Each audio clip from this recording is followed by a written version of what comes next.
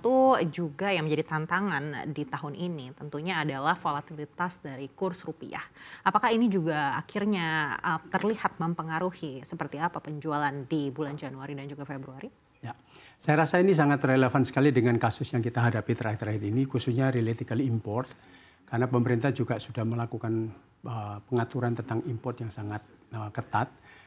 Jadi beberapa perusahaan atau produsen yang menggunakan bahan dasarnya sebagai import, tentu saja kalau ada kenaikan di nilai US dollar itu akan menjadi sangat parah. Oleh sebab itu sebetulnya ini memang fakta yang harus kita menjadi perhatian kita.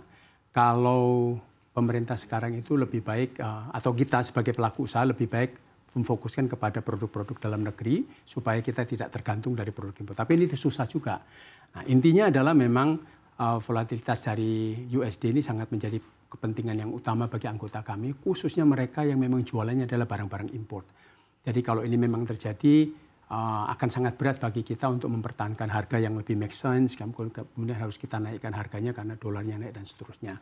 Nah, itulah sebabnya pemerintah juga harus terlibat dalam mengontrol kurs mata uang asing ini supaya tidak mengganggu domestik punya bisnis related ke kenaikan atau volatilitas dari USD itu sendiri. Baik, tapi kan kita tahu Pak sebagai emerging market juga kurs rupiah kita ini sangat terpengaruh oleh sentimen yang ada di global begitu. Dan antisipasi apa yang disiapkan mungkin oleh anggota HIPindo apabila ternyata volatilitas ini masih akan terus bergejolak di sepanjang tahun? Tadi saya sempat singgung bahwa HIPindo meng-create satu activity namanya BINA, Belanja Aja di Indonesia. Ini sebetulnya ingin mengangkat bahwa kalau kita mau benar-benar meningkatkan perekonomian dengan baik, maka base di Indonesia harus menjadi yang paling kuat. Kan kita tahu ya bahwa 53% itu adalah pembelanjaan domestik. Nah, kalau antisipasinya sebetulnya para pemain barang-barang import atau produsen yang selalu menggunakan bahan materialnya dari import, mereka sudah tahu cara melakukannya bagaimana. Ada yang beberapa menggunakan strategik mengurangi profit, ada yang beberapa strategik tentu saja tidak menaikkan harga tapi mungkin mengurangi jumlah volume di dalam kemasan dan seterusnya. Mereka selalu menemukan caranya. Tapi yang menjadi penting bagi kita adalah kalau memang ini terus melemah, katakan melemah, ini memang agak sedikit berbahaya bagi kekuatan masyarakat untuk berbelanja, terutama barang-barang yang selalu berhubungan dengan produk import, artinya entah bahan dasar ataupun bahan jadi juga. Jadi ini memang sangat risiko dan sangat penting untuk diperhatikan. Baik, lalu dukungan seperti apa yang diharapkan dari pemerintah? Pertama mungkin terkait dengan daya beli yang masih melemah ini, dan yang kedua juga dari moneter mungkin apa yang bisa dilakukan untuk bisa menjaga kurs rupiah ini relatif lebih stabil? Kita lihat pergerakan currency foreign currency ini memang agak sedikit susah dipredik ya Bu ya. Kita juga nggak bisa dari sisi HIPindo memberikan semacam kayak katakanlah masukan yang bisa membuat kondisinya itu menjadi stabil. Semuanya ada di tangan pemerintah dan itu ada kepentingan-kepentingan khusus.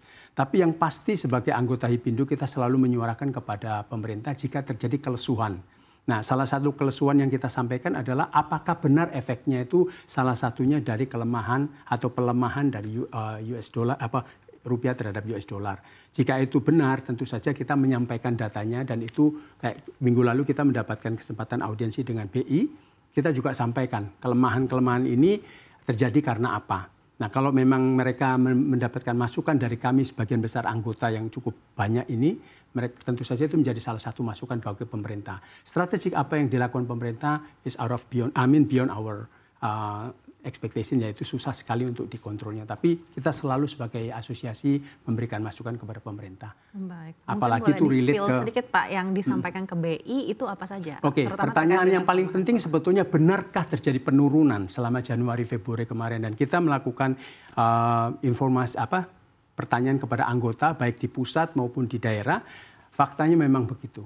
Jadi tadi pagi saya selesai dengan tim di Bali dan Jawa Tengah dan Jawa Timur. Mereka menunjukkan angka penurunan cukup tajam di Januari dan Februari.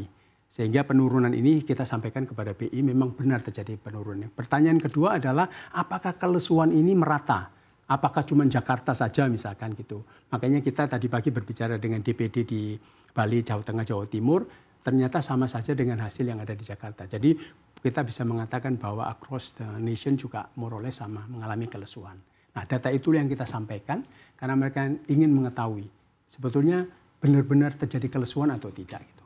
Walaupun deflasi ya. Jadi deflasi kan dikonotasikan harga turun. Ya kan? Tapi kan ternyata kelesuan tetap terjadi. Nah, itu memang fakta yang terjadi saat ini. Dan itu saya rasa pemerintah perlu mengetahuinya. Baik, tapi kita juga tidak bisa menutup mata bahwa Bank Indonesia ini sudah melakukan banyak upaya untuk bisa menjaga daya beli masyarakat begitu. Mungkin juga salah satunya untuk bisa mendukung growth di dalam negeri juga sudah dilakukan pemangkasan di bulan Januari, meskipun di bulan Februari memang dipertahankan suku bunga BI itu. Begitu. Tapi apakah ini sudah terlihat ada efeknya, terutama di industri retail? Ya, secara fakta terjadi peningkatan di minggu terakhir bulan Februari karena memang ini semacam tradition, people are spending, mau masuk puasa. Regardless berapa besar spendingnya di compare last year, apakah menurun atau tidak, yang mendapat informasi tadi pagi yang saya sampaikan, ada terjadi penurunan. Jadi kalau kita berbicara tadi yang general trade, kalau kita ke pasar, udah pasti Ibu Aneka bisa melihat bahwa semua harga naik. Nggak ada yang bisa kontrol, ya kan? Tapi mereka tetap spending, pasar rame, supermarket, hipermarket weekend kemarin rame. Karena ini memang didorong oleh tradition. Jadi nggak bisa korelasinya nggak bisa dihubungkan antara kondisi keuangan mereka dengan kekuatan belanja mereka di akhir-akhir bulan Februari awal Maret ini. Karena ini sebagai sesuatu bagian dari tradition yang harus mereka all out untuk spend for the sake of enjoying the Ramadan. Nah, itu faktanya, Bu. Jadi naik minggu terakhir ini, tapi itu tidak bisa menurut saya menunjukkan karena secara perekonomian itu membaik. Ini memang karena kegiatan tradition yang sudah biasa bertahun-tahun, puluhan tahun orang Indonesia melakukan ini.